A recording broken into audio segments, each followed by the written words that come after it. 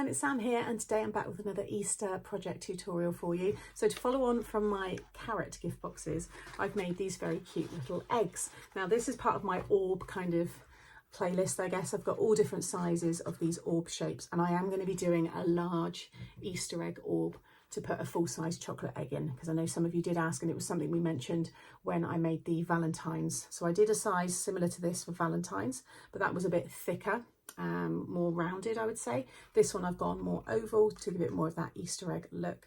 Very, very easy to make. You don't need any dies or anything. I will share the orb playlist as well, so if you like this style but you want something a bit bigger or a different size, then check out that playlist. But let's get started and I'll show you how to make it. So you're going to need a piece of 8 1/4 by 6 1/4. And along the 8 1/4 side, you're going to score at 1, 2, 3, 4, 5, 6, 7, and 8. So every 1 inch.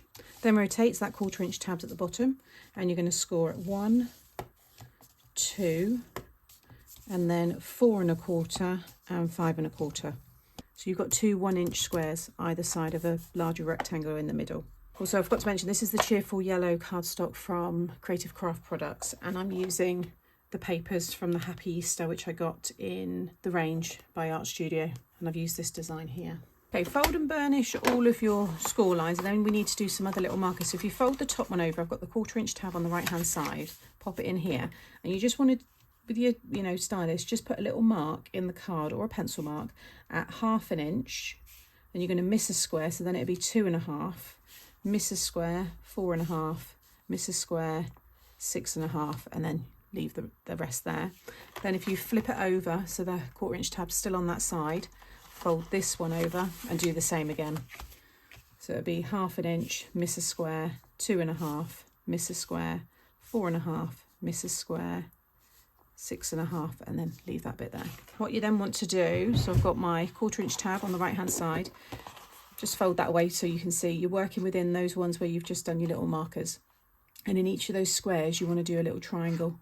So you're going to score from the marker down to the bottom left and the bottom right of that square. So this one, and then miss one, and then it'd be this one, miss one, and so on. So if I just show you on this one here, so if I just bring that up, can you see what I've just created within that square?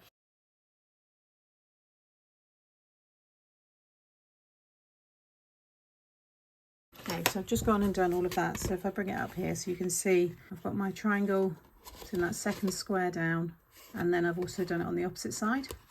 And then miss a section. I have got little marks there because I was going to do those ones and then I changed my mind. So ignore my markers there, but you'll see you'll have a blank section, and then again you've got your little triangles, and again miss a section. So hopefully the light's catching that.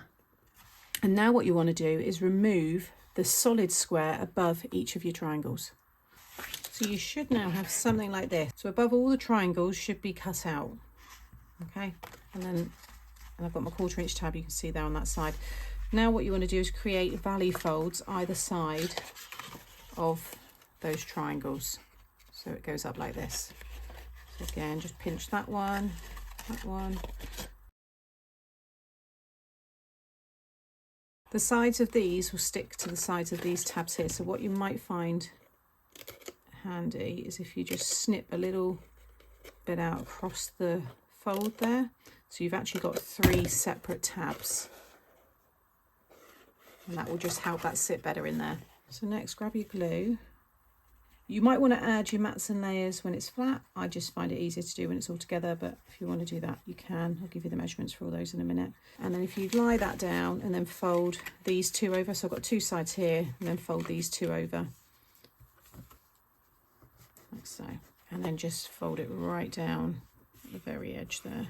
And then you might want to just carefully fold the ones on that join again. If you're using like a 300 GSM, a heavier weight, then you might find it's a bit more pressure on the fold, but that should be fine. So I've got my join there, so I'm going to have that at the back. So I'm going to work with the bottom first, so now I've got the join facing me, and I'm going to stick the sides in first. So if you just do a dry run, just kind of bring it all in, just bring all of those in, and you'll see you get that shape. I've done a score line there, but I'll cover that with my matte layer in a minute. So I'm going to bring one of the sides in, So I'm going to cover all of that side and then bring it over so it sits perfectly under the opposite one. And then as that's drying, add your glue and stick that one down, and then again stick that one down, and then flip it over and just go in, just make sure they're all secure. Now, depending on how you want to give yours, you could put your treats in now and then seal it completely, and I've done that before with ones that I've made in the past, but with these ones I've got the hook and loop, which is what I'm going to use. So I've got the 2 centimetre, so the 20mm, which fit perfectly in there. So again, I've got the join on the back left there, so I want mine to be straight, yeah, it was that way, on those two. So the 2 sides go first, and then that one, so I'm going to stick that one, so put that on top and just keep it all pinched in, so make sure it's all nice and squared up. Sit that over the top, like so. And I'll show you how to keep the sides in a minute. So now I'm going to decorate. So I've got all my mats and layers here, and I've got my little happy Easter sentiment. So I've cut myself 8 pieces of 3/4 by 2, and then 8 pieces of 3/4 squared. So I've got 4 for the bottom squares, then the 8 long pieces, and then 4 more for the top squares. Popped a bit of foam on the back of that, and that will go in the middle. And like I said, once that's all done, I'll show you how to just add that last little bit on the closure. Okay, so that's all the mats and layers stuck down. So just carefully prise open the hook and loop. You might have a magnet here. Okay, so open it back up. So what we want to do here is create 2 little slots. So you just want to cut halfway down through the middle. So that one on that side, then turn it this way and do the same. And then you can lock them together, and that will just help keep everything else all nicely lined up.